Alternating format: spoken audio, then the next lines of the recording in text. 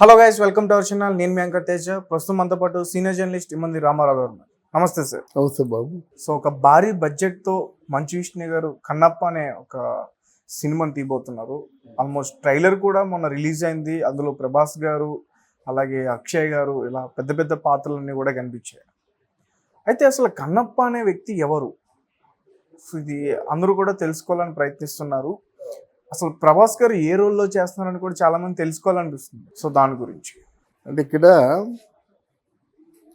భక్త కన్నప్ప మీద చాలా ఆసక్తితో రమా గారు బాపు గారు ఆ సినిమా కథ బాగా రాసుకున్నారు.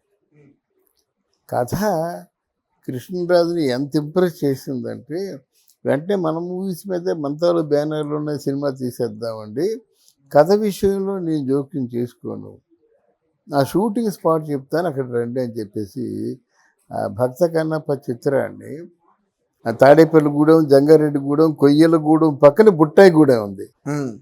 ఆ బుట్టాయిగూడెంలో ఒక యజమాని కరాటం కృష్ణమూర్తి దొరగారు. ఆయన గురించి చెప్పాలంటే కనిపించేటువంటి ఆ కనుచూపు మేరలో ఉన్న భూములన్నీ ఆయనయే. ఓ పెద్ద జమీందారు అనుకోండి, ఆయనకి కృష్ణరాజు ఫ్రెండు. ఆయన ప్రోద్బలంతో భక్త కన్నప్ప సినిమా తీశారు. అంతకుముందు కృష్ణవేణి కూడా అక్కడ తీశారు. మంచి స్నేహితులు. ఆ యూనిట్ అందరికి కూడా వాళ్ళే మంచి చెడ్లు చూసేవారు. చాలా గొప్ప ఆతిథ్యం. అప్పుడు సినిమా వాళ్ళంటే గొప్ప ఆదరణ కదా, ఎవరైనా గొప్ప ఆదరణ. ఇదంతా మీకు ఎలా తెలుసు అంటే అప్పుడే నేను బుట్టాయిగూడెంలో ఐఎల్టీడీ కంపెనీలో పొగా కంపెనీలో గ్రేడింగ్ సూపర్వైజర్గా పనిచేస్తున్నాను. అందువల్ల అక్కడ ఆ సమయంలో అక్కడే ఉన్నాను. అప్పుడే ఈ భక్త కన్నప్ప వచ్చింది. వాణిశ్రీ కూడా అది సొంత ఊరు లాంటిది. అంటే కరాటం కృష్ణమూర్తి దొరగారికి వాణిశ్రీ కుటుంబ స్నేహితురాలు అలాగుండేది. ఇది ఈ షూటింగ్ వరకు చెప్పుకుంటే మంచి లొకేషన్స్ కుదిరాయి. భక్త కన్నప్ప అలాగ అందరి కళ్ళల్లో నిలిచిపోవడానికి తగిన లొకేషన్ బుట్టాయిగూడెం. కానీ ఇక్కడ చూసుకుంటే లొకేషన్స్ విషయంలో ఈ మూవీ మొత్తం కూడా ఇక్కడ మన భారతదేశంలో దీన్ని తీయడానికి న్యూజిలాండ్ వరకు కూడా వెళ్ళారు. అవును, వీళ్ళు వెళ్ళారండి అక్కడ. అంటే మనకి విష్ణు గారు వెళ్ళారు న్యూజిలాండ్ ఎందుకో తెలియదు. అది తీసి పక్కన ఇక్కడ ఏంటంటే విఎస్ఆర్ స్వామి ఫోటోగ్రఫీ. ఆ పూర్వం భక్త కన్నప్ప షూటింగ్ గురించి చెబుతున్నాను. ఆ ఎన్ని ఏళ్ళు చందమామ పాటికి గులకరాళ్ళ ఉంటాయి తెల్లటి రాళ్ళు. ఆ తెల్లటి రాళ్ళ మీద ఏమో ఒక పాయ ఎలా పారుతుంటుంది, అందులో వెన్నెల తాలూకు వెలుతురు పడి ఎంత కళ్ళకింపుగా షూటింగ్ చేశారన్నమాట. ఆ లొకేషన్స్ ఎక్కడ రావు. న్యాచురల్గా పారే సెలయేళ్ళు, న్యాచురల్గా తిరిగే దుప్పులు నీళ్ళు ఇవన్నీ న్యాచురల్గా ఉంటాయి అన్నమాట. అలా పారిపోతుంటాయి. అవి క్యాప్చర్ చేస్తే చాలా సహజంగా ఉంటుంది అన్నమాట. ఇది తీసి పక్కన పెడదాం. అంత హృదయంగా తీశారు. అది మర్చిపోలేము. శివ శివ శంకర పాట కానీ, ఆకాశం దించాల పాట కానీ ఇవన్నీ కూడా అక్కడే చేశారన్నమాట. అసలు భక్త కన్నప్ప ఎవరు, స్టోరీ ఏంటి అంటే స్టోరీ పరంగా చూస్తే భక్త కన్నప్ప ఒక అటవికుడు, గిరిజనుడు అన్నమాట. అంటే భగవంతుడు అంటే చాలా మంచివాడు, పిల్లని ప్రేమిస్తాడు, కానీ దేవుడు ఉన్నాడని మాత్రం నమ్మడు, చూపించమంటాడు, నమ్మడు. దాని భార్య భక్తురాలు.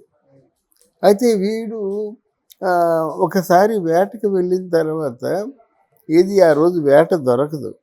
ఇంటికి వచ్చేసరికి భోజనంలో ఇంకా ఇతర భక్ష్యాలు ఉంటాయి కదా తినదగినవి, అవి ఉండవు. నువ్వు ఇస్తే కదా నేను వండుతాను, నేను ఇవ్వకంటే ఏం వండుతాను నేను అని చెప్పేసి అప్పుడు వేటకి వెళ్తాడు. వేటకి వెళ్ళిన తర్వాత ఇంత విలుగాడు కూడా ఏ చిన్న జంతువులు కూడా చంపలేకపోతాడు. ఏంటో ఎలాగుంది పరిస్థితి అని చెప్పేసి అప్పుడు సరే నా జీవితంలో వేట నాకు చేత కాలేదు కదా, ఇంట్లో చూస్తే నన్ను భర్తగా గౌరవించలేకపోతుంది కదా, ఎందుకు ఈ జీవితం అని చెప్పి ఆయన తలకేసి కొట్టుకుంటూ ఉండగా శివుడు కనిపిస్తాడు. శివుడు కనిపిస్తుంటే దేవుడే శివుడు కదా, శివుడు కనిపిస్తున్నాడు. దగ్గరికి వెళ్ళేసరికి ఆ శివుడు కాస్త, సంక్షిప్తంగా చెప్తున్నాను, ఆ శివుడు కాస్త లింగాకారం అయిపోతుంది అన్నమాట. అప్పుడు ఆయనకి ఎటు చూసినా శివలింగమే, ఎటు చూసినా శివుడే, ఓం నమ శివాయ తప్ప ఇంకే పంచాక్షరి వినిపించటం లేదు. ఆ పంచాక్షరి కూడా ఎవరో సాధువు చెప్తాడు చెవిలో చెప్పినట్టుగా, ఆయన వినిపించేది ప్రపంచ ఘోష ఏమి వినిపించదు. పంచాక్షరి ఓం నమ శివాయ తప్ప ఏమి వినిపించదు అన్నమాట. ఆవిడ భక్తిగా శివలింగాన్ని అంటే శివుణ్ణే కొలుచుకుంటూ ఉంటాడు. దీనికి ఒక కథ, దీనికి ఒక నిజంగా వాస్తవంగా జరిగినటువంటి సజీవ కథ ఏంటంటే, సాలెపురుగు ఆ శివుడికి అంటే ఎండ తగలకుండా నీడగా ఉండాలని తన చాతుర్యంతో శివలింగం మీద ఒక సాలెపురుగు విడిచిపెట్టే దారాలతో గొడుగు కడుతుందన్నమాట. అంటే ఆ లింగం పైన, లింగం అంటే ఎండ తగలకుండా తన తాలూకు ఆశ అది. అప్పుడు కాసేపు ఉండేసరికి పాము వస్తుంది. సరే నా దేవుడికి ఇదేంటిది ధూళి దుమారం అని చెప్పేసి తను ఆ శివుణ్ణి ప్రార్థించి తన తాలూకు మణిని శివలింగం మీద పెడుతుంది. తర్వాత మూడోసారి ఏనుగు వస్తుంది. ఏనుగు వచ్చిన తర్వాత ఇదేంటి నా శివుడికి ఇదే అలంకరణ అని చెప్పేసి పువ్వులు అన్నీ కోసుకొచ్చి బాగా అభిషేకం చేసేసి పువ్వులతో అలంకరిస్తుంది అన్నమాట. రెండో రోజు అలాగే జరుగుతుంది. ఈ సాలెపురుగు గొడుగు పట్టడం, ఈ సర్పం ఏమో మణి పెట్టడం, మళ్ళీ ఏనుగు వచ్చి ఇదంతా చెదరగొట్టేసి చేయడం, ఇలా కొన్నాళ్ళు జరుగుతుందన్నమాట.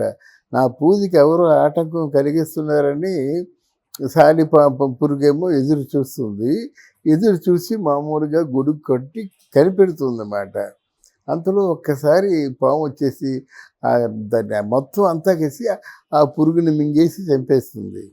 ఇప్పేసి పాము ఒక మనినేమో శివలింగం మీద పెడుతుంది. అప్పుడు ఏనుగుకి తెలిసిందన్నమాట, ఇవన్నీ పాడు చేస్తుంది ఈ పాము అని చెప్పేసి ఏనుగు వచ్చి కొట్టబోతుంది. ఆ పాము ఈ ఏనుగు తొండంలో దూరిపోతుంది అన్నమాట. ఆ బాధ భరించలేక పాము చచ్చిపోతుంది. ఏనుగు తొండంలో దూరిపోయి ఆ బాధ భరించలేక ఆ ఏనుగు తాలూకు తలని శివలింగానికి వేసి బాదుకొని చచ్చిపోతుంది. అందుకనే శ్రీకాళహస్తి మూల కథ ఇది. శ్రీ అంటే సాలెపురుగు, కాళం అంటే సర్పము, హస్తి అంటే ఏనుగు. ఈ మూడు కూడా సజీవంగా పరమాత్మలో ఐక్యం అయిపోయినాయి కాబట్టి అది శ్రీకాళహస్తి అయింది. సాలెపురుగు చనిపోయిందా లేదా? చనిపోయింది కదా, పాము తలుచుకుంటే ఎంతసేపు మింగేస్తుంది కదా, క్రిముల్ని మింగేస్తుంది కదా. అందువల్ల ఈ మూడు సజీవంగా దేవుడి కోసం చచ్చిపోయి, నా దేవుడు నువ్వు నేను అలంకరిస్తే చెడగొడతావా అని దీనికి, నాది నీ చెత్త అలంకరణ ఎవరికి కావాలి, నా అలంకరణ చూడు మని పెడుతున్నానని పాము, మీ ఇద్దరు కలిసి పాడు చేస్తున్నారు. నేను అడవిలోంచి పువ్వులు తీసుకొస్తున్నాను, అడవిలోంచి వాటర్ తీసుకొస్తున్నాను, నా ఆరాధన కంటే మీ ఆరాధన గొప్పదని చెప్పేసి ఆ పాముని కొట్టేసరికి పాము తొండంలో దూరిపోయేసరికి తల బాదుకొని చచ్చిపోతుంది. ఈ ముగ్గురు శివుల్లో ఐక్యం అయిపోతారన్నమాట. ఇంకా అటవికుడికి తాలూకు కథకు వద్దాం. అటవికుడికి కూడా అంటే జంతువుల్ని చంపేటువంటి ఆ విధానానికి స్వస్తి చెప్తాడు. అరే ఒక ప్రాణం పోతుంది కదా అని చెప్పేసి. తర్వాత తనకి ఓం నమ శివాయ తప్ప ఇంకేమి తెలియదు. శివుడి దగ్గరికి వచ్చేసి అభిషేకం చేయడం, నువ్వు తప్ప నాకు ఇంకెవరు లేరని చెప్పడం, ఇలా మాట. అప్పటికాంచి మొత్తం మత్స్యమాంసాలు మానేస్తాడు, అంతా నిష్ఠగా ఉంటాడు. శివారాధన తప్ప ఇంకేమి లేదు. భార్యని కూడా గౌరవిస్తాడు. భార్య చూసి ఆశ్చర్యపోతుంది, ఏమిటి ఇలాగైపోయాడు, దేవుడిలా కనిపిస్తున్నాడని చెప్పి ఆశ్చర్యపోతుంది అన్నమాట. అలా శివుడు ఇలాగొచ్చి పూజలు చేసి తన జీవితాన్ని అంకితం చేసుకోవడానికి సిద్ధపడినప్పుడు శివుడు పరీక్ష పెడతాడు. శివుడు మామూలుగా శివలింగంలోనే చూస్తున్నట్టు కనిపిస్తుంటాడు.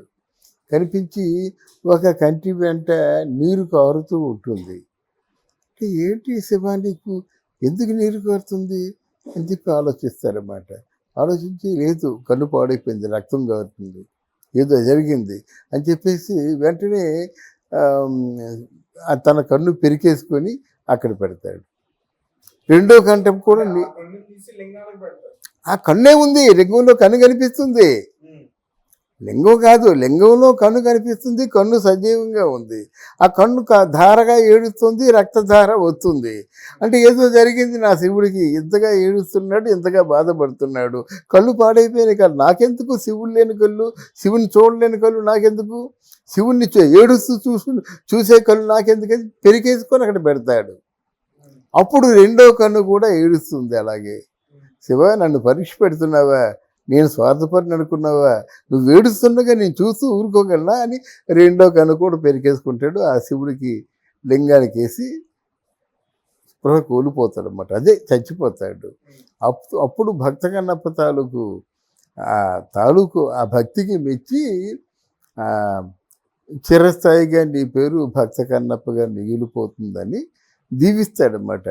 శైవ భక్తుల్లో చాలా ప్రధానమైన భక్తుడు భక్త కన్నప్ప. ఇది స్టోరీ. దీనికి కావాల్సింది సెట్టింగులు న్యూజిలాండ్లు, అమెరికా, ఆస్ట్రేలియాలు కాదు, పెర్ఫార్మెన్స్. అంటే ఏంటి, ఆ గుండెను ద్రవింపజేసే పెర్ఫార్మెన్స్. ఆ క్లైమాక్స్ ఒకటే దీనికి ప్రాణం. ఆ క్లైమాక్స్ కోసం ఈ సినిమా తీసుకోవాలి. అయితే క్లైమాక్స్ వరకు ప్రేక్షకుడిని తనతో ప్రయాణించగల శక్తి ఉండాలి, ప్రయాణింపచేసే శక్తి ఉండాలి. లేకపోతే మధ్యలో ఏమైనా బెడిసికొట్టిందంటే మొత్తం సినిమా డామ్ అన్నమాట. దీంట్లో ఇతర అక్షయ్ కుమార్లు, ఇంకెవరో మోహన్ లాల్, వీళ్ళందరూ వచ్చి చేసేది ఏమి ఉండదు ఇక్కడ. సంబంధిత పాత్రల్లో పరకాయ ప్రవేశం చేసి ఆ పాత్రలకు న్యాయం చేసే చాలు కన్నప్ప అన్నమాట. అయితే ఈ కన్నప్పని కృష్ణరాజు చాలా బాగా తీద్దాం అనుకున్నాడు. స్క్రిప్ట్ అంతా రెడీగా ఉంది. స్క్రిప్ట్ అందరూ రాయలేరు. ఈ స్క్రిప్ట్ రాసేవాడికి కొంచెం భక్తి తత్పరత ఉండాలి. ఆ భక్తి జ్ఞాన వైరాగ్యాలు ఉంటాయి. కానీ ఇప్పుడు విష్ణువు రాశానని చెప్తాడు, వాళ్ళకి అందదు భక్తి. అనుభవం ఉన్నవాడి తప్ప అందదు. అది సత్యజ్ఞానం అనంతం బ్రహ్మ అనేటువంటి బ్రహ్మతత్వాన్ని తెలుసుకుంటే కానీ దేవుణ్ణి ఆవిష్కరించలేడు. మామూలు మాట్లాడుకోవద్దు, కానీ దేవుడి గురించి చెప్తే దేవుళ్ళలాగే మనం ఆలోచించాలి. ఆ పాత్ర చేసినప్పుడు కూడా సత్యము, సౌసము, ధర్మము, ఈ మూడు దేవుడి తాలూకు గుణాలు. ఈ మూడు పాటించగలిగిన వాడే మాత్రం ఆ పాత్రలకు ప్రాణ ప్రతిష్ఠ చేస్తాడు. ఆషామాషిగా అనుకుంటే ఎలాగా, ఇప్పుడు ఎన్టీ రామారావు గారు మనకి ఇంతమందికి ఆరాధ్య దైవం అయ్యారంటే ఆయన అంత నిష్టగా ఉంటారు. పానీయాలు తప్ప ఇంకేమి తినరు. ట్రైలర్ చూస్తే బాగుంది సార్. అంటే ట్రైలర్ చాలా బాగుండాలని కోరుకుంటున్నాను నేను. అంటే ఇక్కడ ప్రధానంగా అంటే నా భావనలో ఉండేది ఏంటంటే, ఆ కన్నప్పని మరిపించాల, కన్నప్ప పడే బాధ, ఆ వేదాన్ని అనుభవించాలి. అంటే ఒక రకంగా సినిమాలో మెయిన్ లీడ్ కన్నప్ప పాత్ర ఉంటుంది, అంతే కదా. కన్నప్ప తీసినప్పుడు కన్నప్ప పాత్రే ఉంటుంది. మరి ప్రభాస్ గారిని ఏ రోల్లో చూడబోతాం? వాళ్ళ అవసరం లేదండి. వాళ్ళ తాలూకు ఏదో సినిమాకి బిజినెస్ పరంగా హెల్ప్ అవుతుందని చేయడం, కానీ పెద్ద రోల్ ఇస్తే డబ్బులు ఇవ్వాలి, చిన్న రోల్ ఇస్తే అవసరం లేదు సినిమాకి. అంటే నా ఉద్దేశం, అంతే కదా. పెద్ద రోల్ అంటే ఒక 30 నిమిషాల రోల్ ఉందనుకోండి, 2 గంటల్లోనూ నాకు రెమ్యూనరేషను, వ్యవహారం అంతా ఉంటుంది. పోనీ 5 నిమిషాలు రోలు, ఏదో అప్లికేషను, ఒక అరగంట వచ్చాడు, ఒక గంట వచ్చాడు, దానికి అసలు అరగంట గంటకి ఆయన అవసరం లేదంటున్నాను అన్నమాట. మరి ఎలా ఉంటుందో చూద్దాం. ఆ సినిమా తాలూకు ఆవిష్కరణ హిట్ అవ్వాలని కోరుకుందాం. హిట్ అవ్వాలనే కోరుకుందాం.